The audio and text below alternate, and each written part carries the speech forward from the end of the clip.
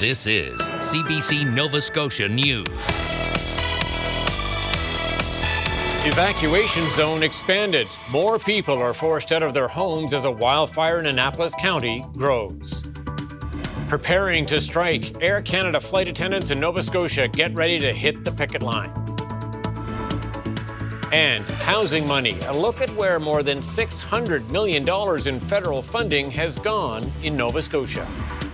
Some rain last night, not enough for most of the province to ease the drought conditions, help with the wildfire situation, but we do have some more wet weather in the forecast before the weekend is out, and I'll have those details just ahead. Good evening. More than 100 homes have now been evacuated in the West Dalhousie area. The Long Lake fire is still out of control and has grown over to 400 hectares in size, or grown over 400 hectares in size. The CBC's Josh Hoffman was in the area today speaking with evacuees and fire officials. Smoke from the Long Lake wildfire can be seen kilometers away, billowing over the hills in the West Dalhousie area. The evacuation zone has expanded to forcing now hundreds of people from their homes. Some are trying to remain as optimistic as possible. When we were leaving, we stopped just to get something to eat, and I turned to him and I said, you know, as long as we're both here, she's healthy, that's really all that matters. Megan Yellen and Michael Zeman got a knock on their door on Thursday night telling them they needed to leave as soon as possible, which was only made more stressful by the fact Yellen is 8 months pregnant. It was a little heartbreaking to go through the baby nursery and pick out all the items that we had just gotten as gifts and have to prioritize. The couple says several people in the community have been reaching out, offering a place to stay or anything else they might need. And volunteers at the Bridgetown Fire Hall have been great to provide a bite to eat and a place to relax. Community coming together has been a bit of a theme here since the fire started. The old military barracks in Cornwallis Park has opened its doors to host those who are battling the blaze. The owner expects to have roughly 100 firefighters staying there by Saturday. Why would you not want to do it? I've got the space. They have the need. And when you think about what they're doing and what they're, putting their lives basically on the line, it's probably the least that I can do. Wallace says people have been coming by all day asking how they can help. I've got people doing baking. We have people who have small farms which are bringing us eggs. We've got a real engagement. Crews do have their work cut out for them as the fire remains out of control as of late Friday afternoon, and officials say the situation is still volatile, but they're doing the best they can to try to get people back into their homes as soon as possible. They're not just fighting a fire, they're fighting for their community. Obviously, this potentially could be a bit of a long haul, but morale is good and we're setting in. We're going to be here until we don't need to be here anymore. Josh Hoffman, CBC News, West Dalhousie. Annapolis Royal is just a few kilometers away from the fire. The mayor for the town says it's been a team effort throughout the county to fight the Long Lake fire. The Annapolis Royal Fire Department, the volunteer fire department, is already engaged and has been since day one. It's one of the responding departments. We have mutual aid agreements all through the county and with other counties as well. So with Digby, with Kings, as well as Annapolis County. And Annapolis Royal Volunteer Fire Department is one of the larger rural fire departments. The province says 60 local firefighters are battling the fire. Meanwhile, the Susie's Lake wildfire in Halifax is still being held.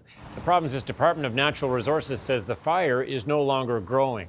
Firefighters remained at the scene overnight and today, and DNR says crews are making progress to get the fire under control. The fire remains at 15 hectares in size. Dr. Sharon Mulvey had to evacuate unexpectedly from the Bears Lake outpatient clinic on Tuesday. She says it was extremely scary and stressful leaving because she was stuck in traffic with the fire in her rearview mirror. You really felt with the water bombers were circling they would make significant runs, seemed like every 40 seconds they were coming back. in pairs. And then this whole emergency scene was very unsettling because you were just sitting in it and looking and hoping that the fire wasn't going to come any closer to you, but there was nothing you could do if it did because it was complete gridlock.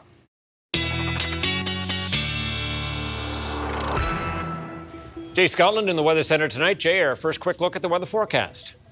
Yes, and we did have some rain. Now, for some areas like Truro, for example, a significant amount did fall with thunderstorms up towards the New Glasgow area as well.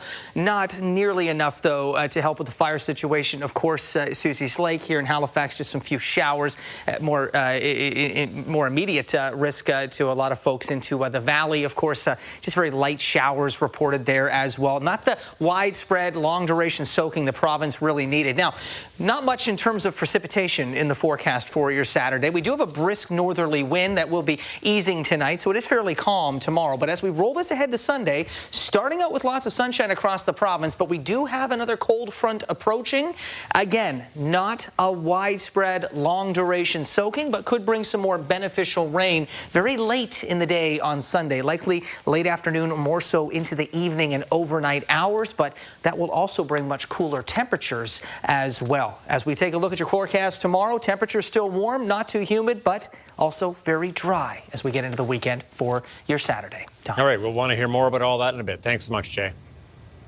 Air Canada has canceled hundreds of flights and is heading towards a work stoppage after midnight. This after the union representing flight attendants asked the government not to intervene in contract negotiations. We're getting so frustrated with an employer who's just sitting there waiting for the government to save the day instead of coming to the table and talk. We'll notify customers of cancellations through email and text messaging. Nova Scotia-based flight attendants with Air Canada are among the thousands preparing to walk the picket line tomorrow. Gareth Hampshire reports. Flight attendants in Nova Scotia are still hoping for a deal with Air Canada, but preparing to walk the picket line. It follows a strike notice issued by the union, which the airline responded to with a lockout notice. We're very upset that it's come to this. We feel like we need to be recognized for the work that we do. We want to be paid for the work we do. They're making signs they expect to be carrying at the Halifax International Airport. Many focus on the issue of unpaid work that happens before takeoff and after landing. So approximately 35 hours a month that we do as flight attendants is unpaid. She's been a flight attendant for 28 years and says the type of work currently not covered includes preparing safety briefings, printing customs documents, and demanding physical work like helping people with mobility issues. We're giving briefings to parents who are traveling with their babies, over-wing briefings. We're helping unaccompanied minors get settled. We are delivering the safety demonstration for people. I'm receiving a briefing from the front end. All of that right now is unpaid. Air Canada says it has offered a new provision for ground pay that would be industry-leading and says its overall proposal of a 38% increase in total compensation would make its flight attendants the best compensated in the country. The union says that offer includes benefits and would amount to a wage increase of 8% in the first year. It says does not deal with rising living costs. The numbers that have been thrown around are not addressing our wages. Several Air Canada flights arriving and leaving Halifax have been cancelled today. And if no deal is reached, the airline expects things to halt completely tomorrow. On Saturday morning, we'll be completely grounded. We expect that will affect 130,000 customers a day, including 25,000 Canadians a day that we usually bring home from abroad who risk to be stranded. Air Canada has information on its website about options for passengers. The Nova Scotia flight attendants say they've notified the Halifax Airport and security. They expect to be on the picket line tomorrow. Gareth Hampshire, CBC News, Halifax. Fisheries officers arrested a person in southwest Nova Scotia and seized almost 50,000 pounds of scallop meat worth more than $1 million after a surveillance operation found a Clearwater vessel fishing in a closed area. DFO says the vessel, Atlantic Protector, was boarded Tuesday and the captain directed to take the vessel to Shelburne. They say unshucked scallops were returned live to the ocean. In a statement, Clearwater says it's launched its own investigation. Over the last 7 years, the federal government has provided hundreds of millions of dollars in loans and grants to build new housing in Nova Scotia. And as Andrew Lamb reports, a lot of the money has come from a program that some say often does not create affordable housing. Between 2018 and 2024, more than $500 million in federal funding has gone toward building new housing here in Nova Scotia. Where that money has gone is a concern for affordable housing researcher Catherine Leviton-Reid. What stood out to me is how little of that is going to create units that are deeply affordable. More than 2,000 new units are being built in the province through what are called federal supply initiatives, programs that are part of Canada's national housing strategy. But nearly 2/3 of the units funded are from a program Leviton-Reid says often does not result in housing that's affordable. That's because the affordability requirements are based on family income in a given market, including higher income people. The income of homeowners tends to be higher than the incomes of renters. So that's also going to influence the median income levels that you have. And so it's also going to influence the level of affordability, so the rents that the developer is able to charge. These are some of the largest projects funded by the program. More than $200 million in total for hundreds of units in Halifax's North End, and more than $100 million for what the developer says will be a luxurious 12-story building. Some of the federal funding has gone toward deeply affordable units. These apartments, owned by a nonprofit, are set to open in October. They'll provide a home for 38 people experiencing homelessness who are 50 and older. They will be able to lead a more dignified and a happier lifestyle. Burke says the project would not have been possible without a federal grant of $11 million. There still is a vast need for this type of financial support, particularly for nonprofits that want to get involved and do something because of a social justice point of view. In a statement, Housing Infrastructure and Communities Canada says the federal government recognizes the urgent need for more deeply affordable housing.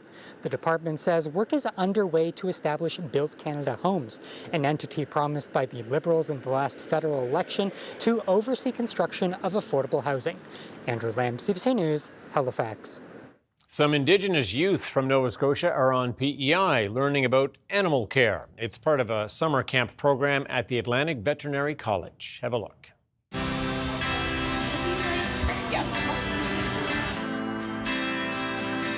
The vet camp came to see me a week before just because they wanted to add our cultural and traditional ways into their program. And I just thought that was so beautiful. And it's really nice to have us come together in agreement in what we can do for these students to bring the best out of them. This is our second year of doing our Indigenous camp. So most of them come from Nova Scotia, Cape Breton area. And this week we're doing a lot of learning back and forth. So it's not just us teaching the Indigenous campers, it's also them teaching us their culture and how to kind of integrate their culture into the ways we do vet med and how we can integrate those into One Health. So what made you want to come to vet camp? Last year, my friends, they kind of just bugged me to go next year, so I was like, okay, why not?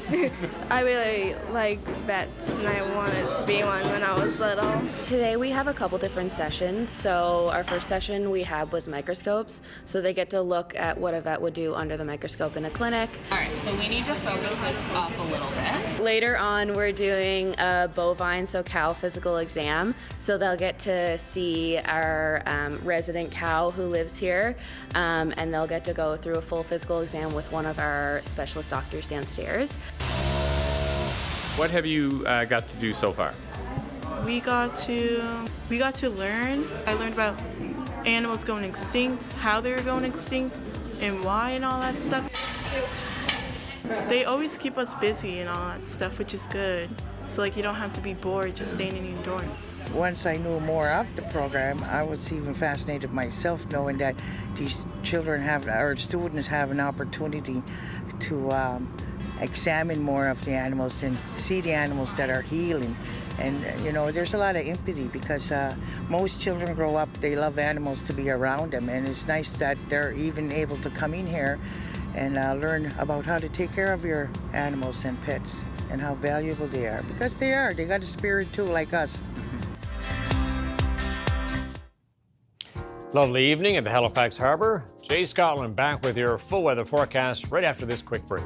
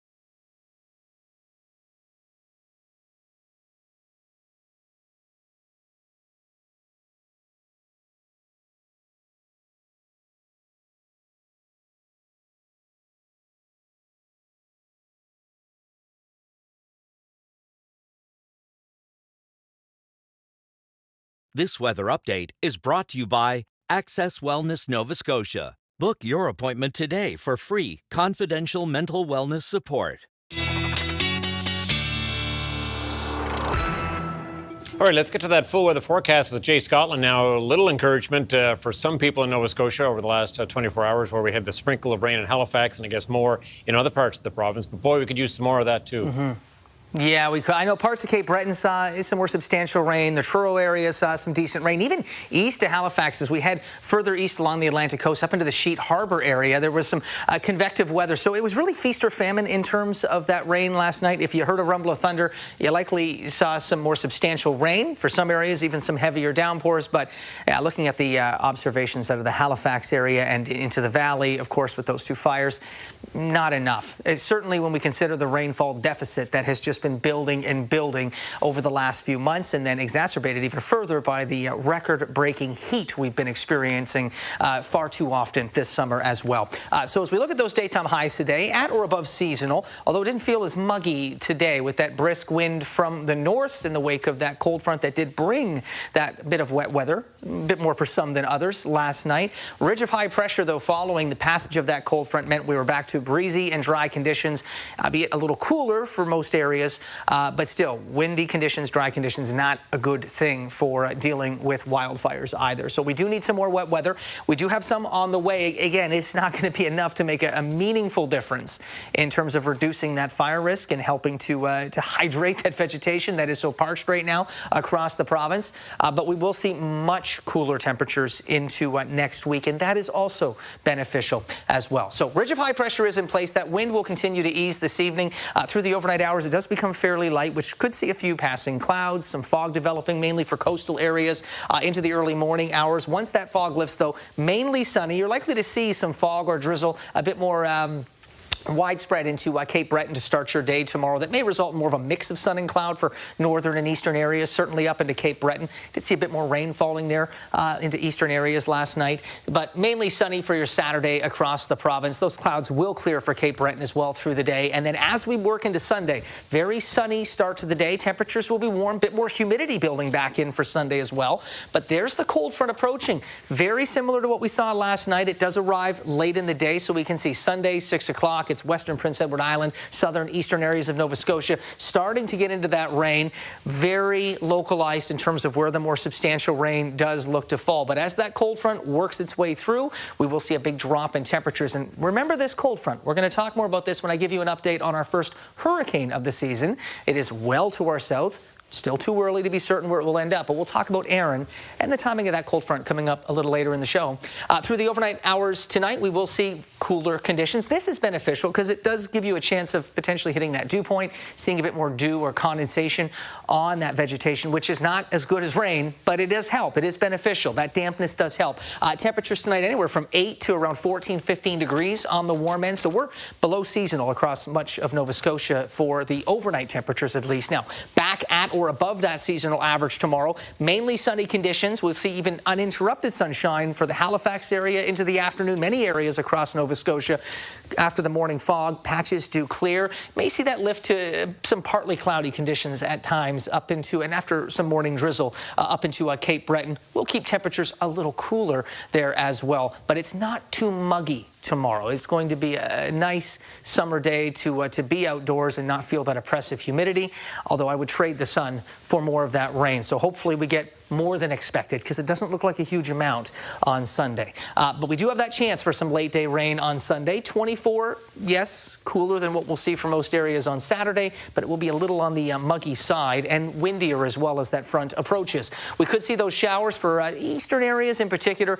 lingering into the morning before clearing on Monday, but a high of just 20 degrees on Monday. Some areas certainly could be looking at 18, 17 even for a daytime high for Monday. And we see an at or below seasonal temperature weather pattern into next week. It's not rain, which is what we really need.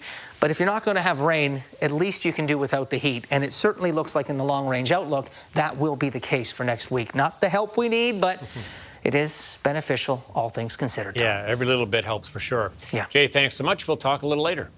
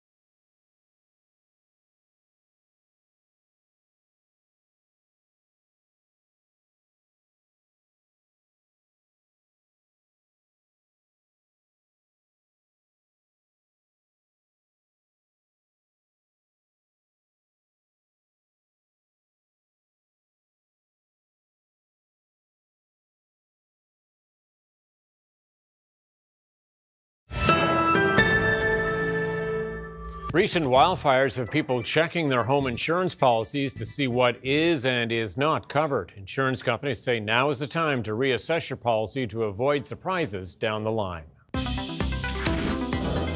Amanda Dean is with the Insurance Bureau of Canada, here to talk wildfires and home insurance. So glad you could come in today. What has wildfire season, as it's become known now, what does it mean in the insurance world?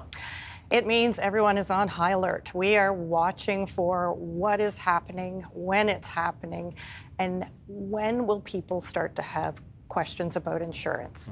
So right now, as the wildfires are still actively out of control in some circumstances, we're working to ensure that the officials on the ground, such as the Red Cross, municipal officials, even provincial officials, have some basic information about additional living expenses, what people can expect from their insurance policies, so that they can focus on what they need to right now, which is being the first responders in this type of event.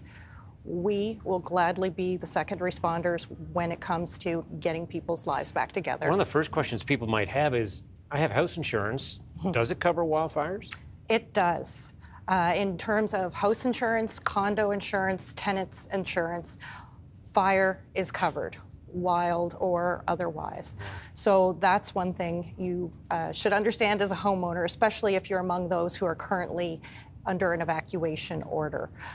In terms of what those limits are, that will be subject to your particular policy. So you need to have a conversation when the time comes with your insurance representative in terms of what coverage you have, what the limits are.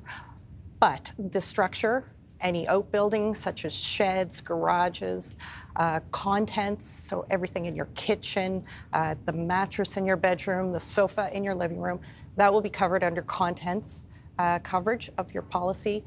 And then the additional living expense portion, that's what will get you through these evacuation orders. It covers those expenses over and above what you would normally be paying out. So hotel bills, if you need the services of a laundromat, for example, keep all of those receipts. It will be covered under the additional living expenses portion of your policy. If you don't have room on your credit card and you're in one of these situations, give your insurance representative a call. You might be eligible for some immediate assistance. Okay. I've heard insurance representatives say, photograph everything in your house. Is that to help the homeowner argue in favor of a proper settlement, replacement cost or damages in the event that they do have a fire? No, it's to make the claims process go smoother.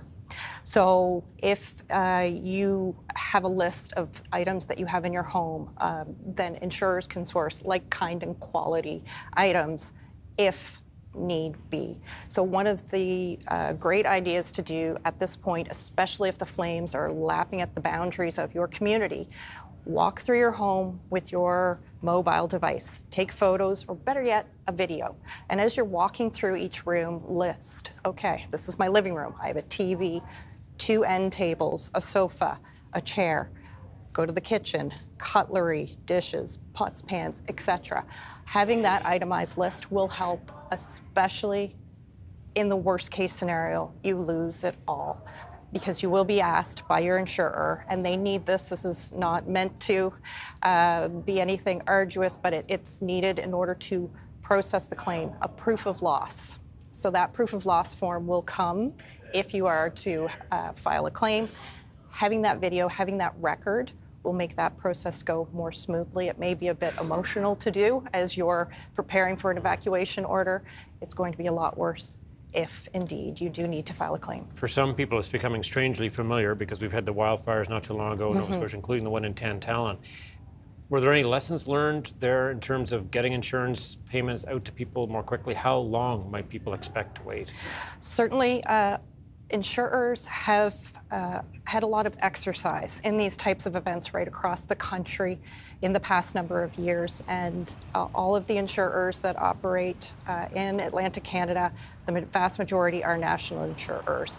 So they're able to tap into the expertise and what they've learned from a number of events, not just the Hammonds Plains fire, though there were a lot of learnings there, but elsewhere as well. So certainly they have processes in place, especially if people need to tap into that additional living expense money a little bit more quickly or in an upfront basis in terms of getting some of those dollars in hands very quickly that folks are entitled to according to their insurance policy, but also just in terms of how to help people through the claims process. It's an incredibly emotional time, especially after a wildfire event. How to help them through that process, help them get back to where they were prior to loss. And there's a lot of different scenarios. There's lots of different homeowner policies out there. Some folks may have a policy where they can get a cash payout, for example. So that would be an ACV policy, an actual cash payout policy. In those cases, the policy will pay, if there's a mortgage, will pay the lender of the mortgage first, and then the homeowner the remainder of the money. So again, it puts you back in the position you were financially prior to loss. Good time, as always, to review your insurance policies, and good to talk to you today about this. Thank you. Great, thank you.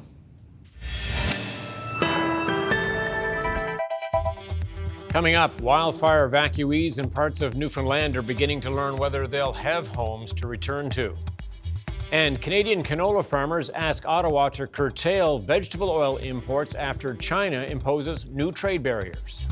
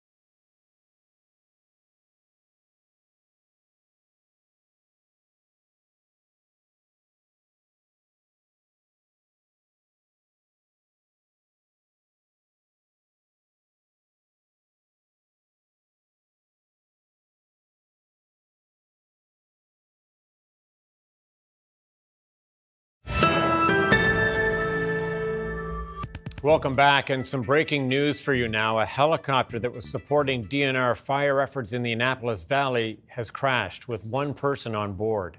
The Joint Rescue Coordination Center is on the scene. There is no word on the status of the pilot. We'll get you any updates on that as we can, if we can, later in the program. Well, turning now to the situation in Western Bay, Newfoundland. Dozens of homes and a school have been destroyed by wildfire there, and air support for the Kingston fire around Conception Bay North was temporarily grounded Friday due to a low ceiling. The CBC's Karen Pauls has the latest on efforts to bring that fire under control. We're at a roadblock not far from the north end of the Kingston fire. They're actually moving this back a little bit, but because of smoke and flames, we've seen fire trucks coming and going this morning. There's been a long line of cars, locals watching and waiting to get information, to hear what's going on the other side of this roadblock, concerned about their own homes and the homes of their families. We need resources. We need to save what's left. We need to save what's left of the North Shore. We just want help, and nobody is listening. And enough is enough. But to see my two elderly parents yesterday pack up their belongings and give it to someone else, it's devastating. Now we know this fire has grown to the size of about 22,000 football fields. We know from the provincial update that there are 80 Canadian Air Force firefighters here, along with 20 Ontario firefighters helping local crews. Some of the air assets, water bombers and helicopters, haven't been able to take off from St. John's this morning because of smoke and low cloud cover. So people here are really starting to feel abandoned and left behind by their government. The Premier was flown over this area yesterday. Here's some of what he saw. It was difficult. The pilot was unable to get to certain parts of the fire. We couldn't do the whole perimeter because of the extreme smoke, and it is very thick smoke. I mean, you cannot see your hand in front of your face if you were in that smoke. We heard yesterday at least 100 homes have burned along this North Cove. People were being told yesterday that they had lost everything. We know there's also a school that is burned, which means about 60 students and a dozen staff will be looking for a new place when classes start in just a few weeks. Karen Pauls, CBC News, near Jobs Cove, Newfoundland. Meanwhile, in New Brunswick, officials are watching and waiting as 23 active wildfires burn across that province. 6 of them are out of control. Officials lifted an evacuation advisory for Miramichi region late yesterday, but the Oldfield Road fire, which has been burning for over a week now, still hasn't been contained. Officials are urging the public to remain vigilant and avoid wooded areas. And on the other side of the country, some positive news for Port Alberni, BC, that could impact the wildfire there, rather. Environment Canada is forecasting rain all day Friday and into the weekend. The wind is looking to back off a little bit. The temperatures are dropping, the relative humidity is increasing, and hopefully all of this coming to a rain event that should help us with, it's not going to put out the fire, but it should help us in terms of limiting fire growth. The Mount Underwood wildfire south of Port Alberni has forced evacuations, prompted local states of emergency, and caused power outages throughout the area since it was discovered on Monday. It has grown to more than 34 square kilometers, with fire behavior that the BC Wildfire Service says is, quote, unusual for Vancouver Island. As of Friday morning, there are 83 wildfires burning across the province. Officials say 59 of them were caused by lightning, 16 are human-caused, and the cause has not yet been determined for 8 others. U.S. President Donald Trump and Russia's Vladimir Putin are having high-stakes meetings, in Alaska. Trump extended the invitation last week to discuss a potential end to Russia's war on Ukraine, but Ukrainian President Vladimir Zelensky was not invited to the summit. The CBC's Ashley Burke has more on what this could mean for the summit.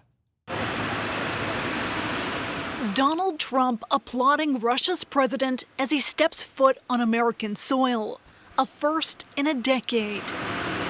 The U.S. president welcoming Vladimir Putin on a red carpet with a smile and open arms.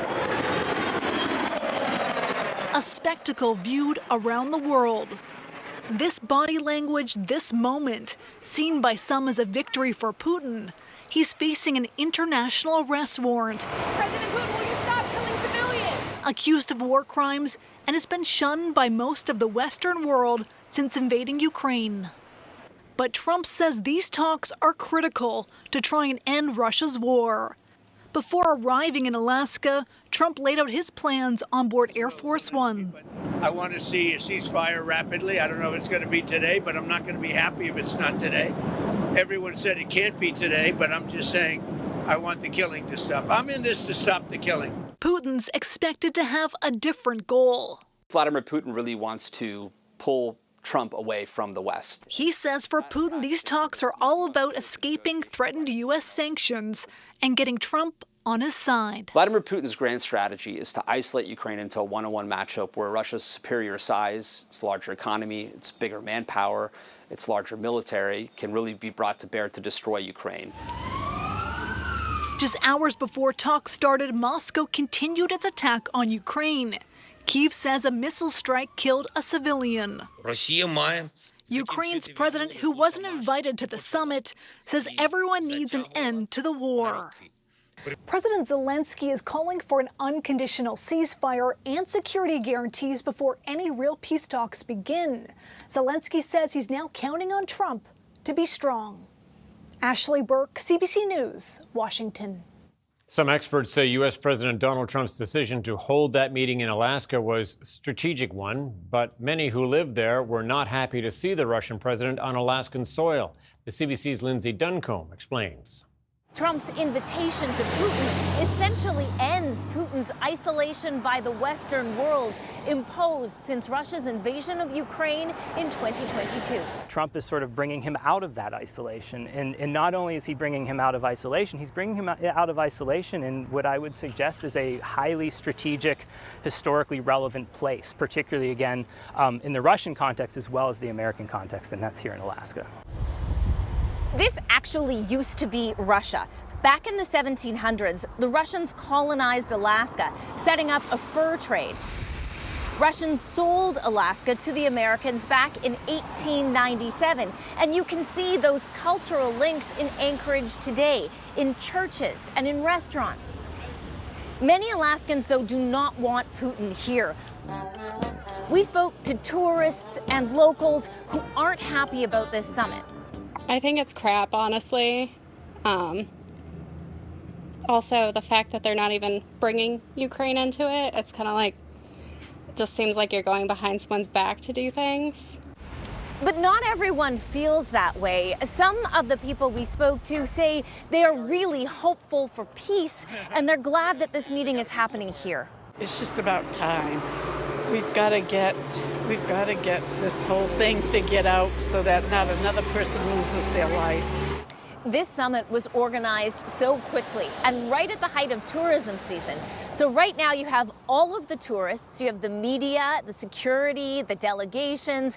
The city is packed and poised to witness a moment that could be a turning point in a war so far away. Lindsay Duncombe, CBC News, Anchorage. And an update now to that breaking news story we told you about earlier, the helicopter crash. Nova Scotia DNR confirms one of its helicopters crashed in shallow water just before 4:30 p.m. while working on the Long Lake wildfires. The pilot was conscious after the crash. By 6 p.m., he was rescued from his aircraft and taken for medical assessment. DNR says it will cooperate with Transport Canada on its investigation into the aircraft incident. Pressure is mounting on the federal government as Chinese tariffs on canola seed from Canada come into effect. That market is worth billions to farmers here. The CBC's Kate McKenna shows us why they feel left out compared to other industries hit hard by tariffs. With China targeting Canada's multi-billion-dollar canola industry, farmers say they feel deserted. It's disappointing that we've seen other industries attacked by tariffs from different countries, and there's been kind of swift and immediate response or task force, and we're here, there's been nothing. China is now imposing a duty on canola seed, an extraordinary rate of more than 75%. It's effectively closed Canada's biggest export market. Well, there's a lot of concern, a lot of anxiety because farmers put in their crop and it's in the field right now. It's grown and they'll be harvesting it soon. There's nothing they can do about it. The move marks an escalation in an ongoing trade dispute. China took aim at canola after Canada put tariffs on EVs, steel and aluminum from China. I would say that we as Canadians, and certainly as a federal government, need to have a very serious look at whether we're ready to sacrifice an industry that's larger than all three of those industries, employing over 200,000 Canadians at this point in time. Western premiers say the federal government must act. We might be able to stand up to Donald Trump tariffs on one side or People's Republic of China tariffs on the other side, but multiple tariffs stacking up in multiple directions, that's something that we have to be able to have a coherent plan for as a country. Ottawa has offered relief to the tariff-stricken steel and softwood lumber sectors, but nothing for canola. Conservative leader Pierre Poilievre called out the Prime Minister. This Liberal government couldn't care less about the West. They disrespect its main industries. They don't. The Liberals don't care about Western farmers and Western producers. In a statement, Prime Minister Mark Carney says he's working with industry to find solutions. But with harvest on the horizon, producers say they want action now. Kate McKenna, CBC News, Ottawa. Severe temperatures can have serious health concerns, especially for those who work outdoors. One scientist is working on a tool that she hopes will help keep farm workers safe. It's a biopatch device that monitors a person's vital signs for heat-related stress. Take a look. Farm workers are 35 times more likely to have a heat-related death, followed by construction workers, who are 13 times. And so these are the two sectors that have the highest heat-related mortality. We worked with farm workers communities to come up with this device. I mean, they were very interested in having something that could protect them because they understand how dangerous it is to work outdoors in the heat. It's pretty much like a magnet. You just put it on your chest, and all of that data is coming into this device. And eventually, what our computer science team is going to do is use that data to train AI so that we are able to recognize someone who is heading into the danger zone before they collapse from heat stress, and to let them know, it's time to take a break, to hydrate, to cool down. We also want it to be able to use technology and the power of AI to try to recognize before someone gets sick. Heat-related deaths are preventable deaths. Canada's main stock index edged lower to cap off Friday's trading session, weighed down by losses in technology stocks, while U.S. markets were mixed. Here's a look at where things landed as we head to commercial break.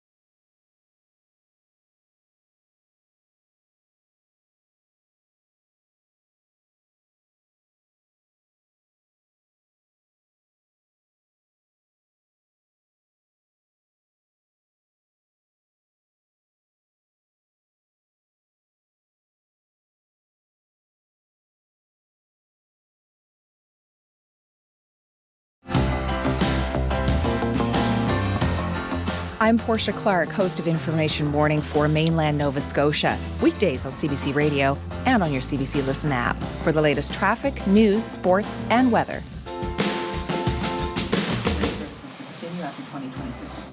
This weather update is brought to you by Access Wellness Nova Scotia. Book your appointment today for free, confidential mental wellness support.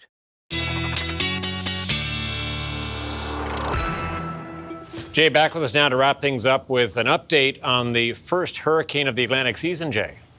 Yes, Hurricane Erin becoming a hurricane, the first of the season earlier today, and working over an area that is seeing very, very warm water temperatures, the fuel for hurricanes. Not a lot of wind shear. That's the enemy of hurricanes when they're strengthening. So this is rapidly going to develop. We'll see it potentially reaching major hurricane status late Sunday, early Monday. That's a Category 3 storm or higher.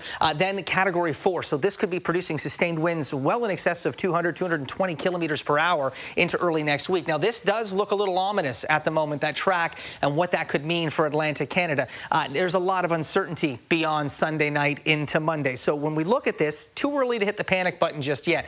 I don't like to show these individual forecast models. We call them spaghetti maps or spaghetti plots because it does kind of look like spaghetti. But these are some of the individual forecast models that help forecasters determine that cone of uncertainty and that path. You can see most of them staying offshore of the Maritimes. But the timing of that cold front, that trough, early next week, so Sunday night into Monday, coming off the East Coast, that could change this path. So I don't want to give folks a false sense of security here. By the time we get into Sunday night, early Monday, we'll have a better idea of where this is going to head and how strong it will be. But through early next week, looking like a pretty promising cone of uncertainty in terms of that hook, but still a little too early to be confident in that just yet. So we'll have an update for you with more certainty on Monday or into early next week. As for tomorrow, there is a chance for some patchy fog for the HRM in many coastal areas across the province. Cooler start to the day. Lots of sunshine, though, through the afternoon. And temperatures will be back around seasonal or above seasonal. Mid to high 20s for many areas. Could feel a bit warmer. Not too much warmer, though, with the humidex. So dry conditions, not too hot or too humid. But we are hoping that we see a bit more substantial rain with the timing of that cold front late Sunday through early Monday. So fingers crossed, and I'll be doing the rain dance over the weekend. We are indeed hoping. Jay, thanks so much, and have yourself a great weekend. You as well.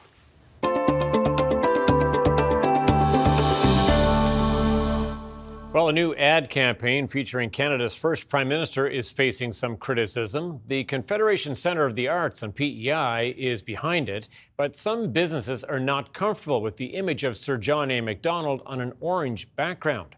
The CBC's Tony Davis explains. This is what's causing all the controversy. It's one of those sleeves you slide onto a coffee cup. The Confederation Centre asked local businesses to use them to help with the fundraising campaign. As you can see, John A. Macdonald is featured, Canada's first Prime Minister. It's that and the color of the sleeve that people are taking issue with. Like, the color orange is not problematic. John A. Macdonald's history, to me, is a history.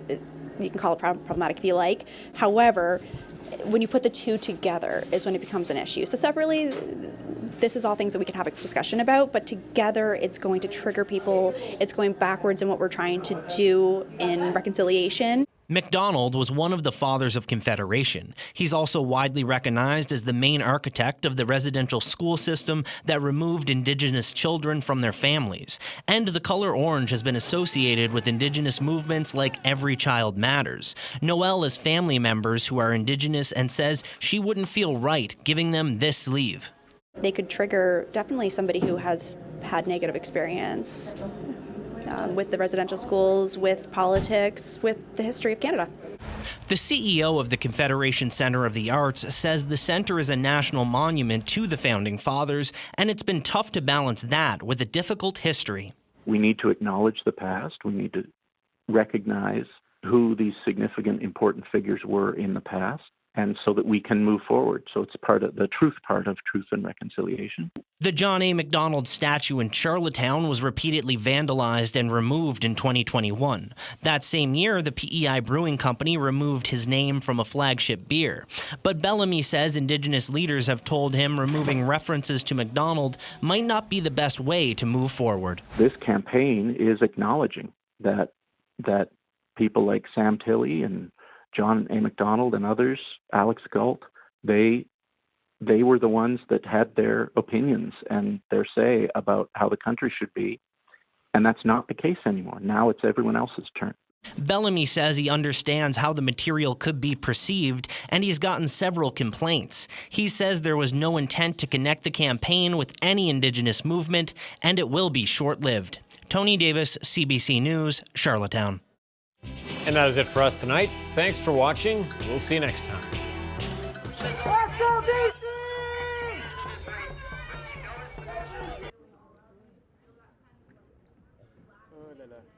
Yeah, not chocolate.